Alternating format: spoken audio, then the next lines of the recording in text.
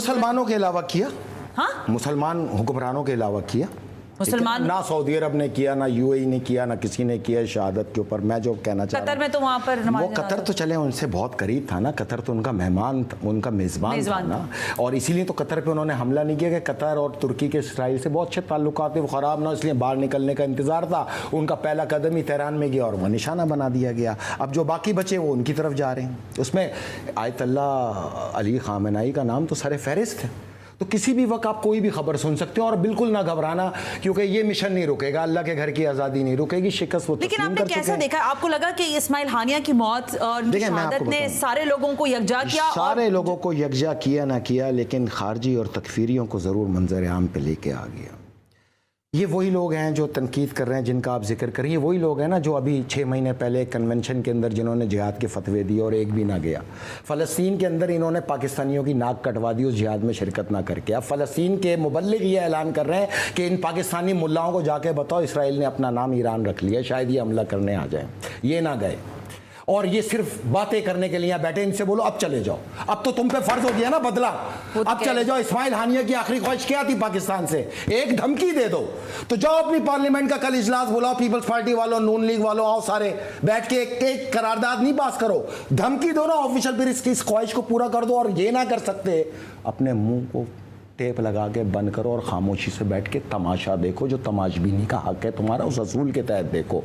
सुने, हम जिन्स परस्ती अलाउ कर दी तुम्हारे वली अल्लाह ने सऊदी अरब में, मुबारक हो तुम्हें, तुम्हारे तो शौक ही यही है। नंबर 2, बिकनी पहना के अपनी खवातीन जो पर्दे में थी उनके कैट वॉक शुरू करा दी। और सितम ज़रीफ़ी देखो, रामायण, गीता और महाभारत को सिलेबस में डाल दिया वहाँ के अखबारों में विजन 2023 के तहत, और जो अब लागू हो गया तमाम स्कूलों में कि अब वो रामायण पढ़े, वो गीता पढ़े। कहाँ हुआ है? सऊदी अरब में। और कहाँ हुआ? आपके हिजाज में हुआ ना, यही नहीं पता आप लोग को।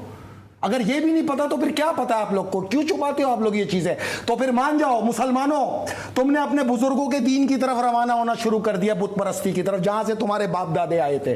1400 साल से यही किरदार है यार। हम यहूदियों से लड़े, हम ज़ैऊनियों से लड़े, लेकिन साथ में हमें मुसलमानों से भी लड़ना पड़ रहा है, हमें इंतहा पसंद हिंदुओं से भी लड़ना पड़ रहा है। 23,000 अरब बद्दू मुसलमान IDF के अंदर शमूलियत इख्तियार करके गए, 1500 ट्रेनिंग मुकम्मल करके अब बाकायदा IDF फौज का हिस्सा है। बजाय तुम फलस्तीनियों के साथ खड़े होने के, तुम IDF की फौज के अंदर खड़े होके खुद इस्लाम वालों से लड़ रहे हो। ये किरदार है तुम लोग के। तुम लोगों ने ये करना तो फिर खुल के आओ, जाओ जो 54 रुकनी फौज तुमने बनाई है उसको भी लेके आओ, देख लेते हैं इस बार।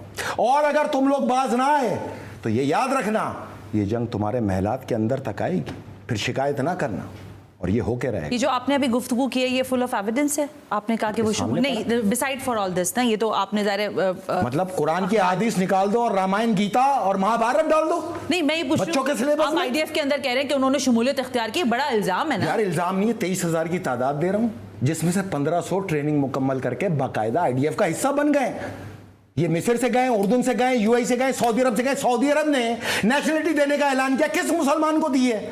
जितनी दी जा रही है सब इसराइल से भाग के जो यहूदी आ रहे हैं उनको दी जा रही है। उनके लिए UAE ने भी नेशनलिटी खोल दी, सऊदी अरब ने भी खोल दी। किसी पाकिस्तानी का हक नहीं जिसने तुम्हें उठाया, बनाया, बढ़ाया। तुमने किसी पाकिस्तानी को नेशनलिटी दी है आज तक? तुम यहूदियों को बसा के कि आप खाना काबा पे कब्जा कराना चाहते हो? तो तारीख में तो यही लिखा है, तुम्हारा किरदार साबित कर रहा है कि तुम वाकई अपने बुजुर्गों के दीन की तरफ चल पड़े।